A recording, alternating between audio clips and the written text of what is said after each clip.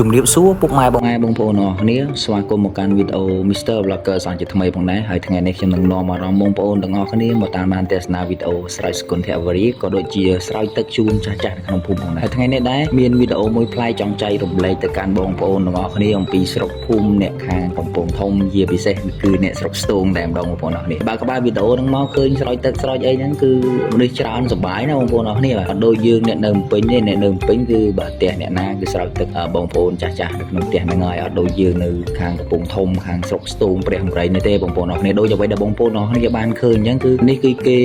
ដើរប្រមូលបងប្អូនក៏សាច់ញាតិចាស់ៗនៅក្នុងភូមិអញ្ចឹងណាប្រមូលហើយមកជុំគ្នានៅផ្ទះអ្នកនេះមួយអ្នកនោះមួយស្រោចទឹកម្ដងម្នាក់នេះគឺប្លែកខ្លាំងមែនទេបងប្អូនអរគ្នាដូចអ្វីដែលបងប្អូនអរគ្នាឃើញអញ្ចឹងនេះមិនមែនថា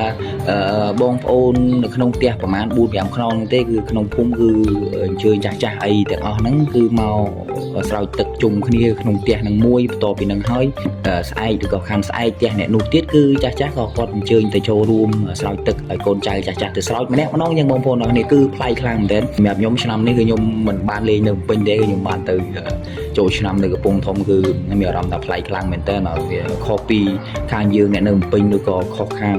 ខេត្តផ្សេងទៀតខ្ញុំមិនសូវដឹងទេព្រោះខ្ញុំបានដើរលេងនៅកំពង់ធំឯនឹងពេញទេហើយមានបនសោតតិចតួចចែកម្លែកកាន់បងប្អូនអរគ្នាមានវីដេអូប្លែកអីចឹងណាបងប្អូនអរគ្នាគឺមានច្រើនខ្លាំងមែនទែននៅស្រុកភូមិនឹងគឺធ្វើបុណ្យខែបុណ្យទានខែអីវិញគឺប្លែកខ្លាំងមែនទែនយើងអាចជួបពីមុនមកបងប្អូនអរគ្នាដល់ពេលយើងបានជួបផ្ទាល់អញ្ចឹងគឺយើងវាចិត្តតែម្ដងបាទ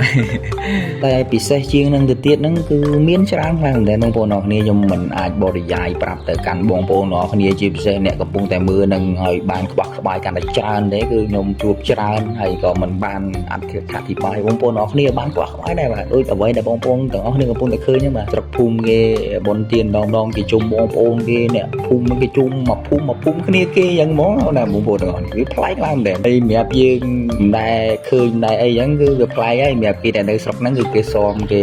ដឹងធម្មតាហ្នឹងតែចូលឆ្នាំមានបុណ្យទានទៅវិញគេជុំបងប្អូនគ្នាមកទាំងវងចឹងណាបងប្អូនទាំងនេះខ្ញុំក៏វាបានអធិប្បាយឲ្យក្បោះក្បាយឲ្យបងប្អូនទាំងគ្នាស្ដាប់ដែរហើយក៏មានន័យច្រើនទេបងប្អូនអាចមើលបាននៅក្នុងវីដេអូហ្នឹងគឺបងប្អូនគេគឺជុំដៃជុំជើងគេហៅថាស្រុកជើងគ្នាល្អខ្លាំងមែនបាទខែបុណ្យខែទានធ្វើបុណ្យជូនឪពុកម្ដាយទិសសល់ជូនទៅដល់ពុកកាដីជន់និមន្តប្រសងមកគឺវាប្លែកខ្លាំងមែនទែនហើយមិនថាតែស្រុកនេះមួយទេស្រុកផ្សេងក៏ចឹងដែរបងប្អូនអរគ្នាហើយជាពិសេសបាទខ្ញុំសូមលើកស្រុកនេះមួយបាទគឺកម្មវិធីម្ដងគឺ